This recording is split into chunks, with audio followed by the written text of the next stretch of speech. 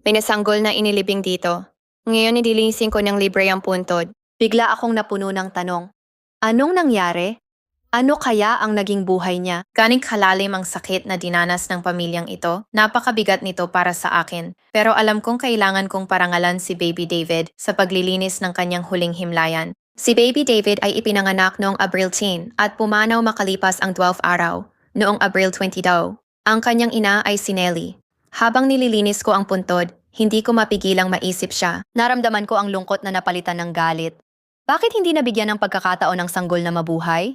Hindi ko ma-imagine ang sakit ni Nelly matapos mawala ang kanyang anak. Sana, natagpuan na niya ang kapayapaan. Hindi ko alam kung may natitira pang pamilya si David, pero alam ko kung gaano kahirap bumisita sa puntod ng mahal sa buhay.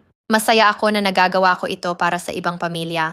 Lubos akong nagpapasalamat sa inyong lahat na sumusuporta at sumusubaybay sa akin sa paggawa ng ganitong pagbabago.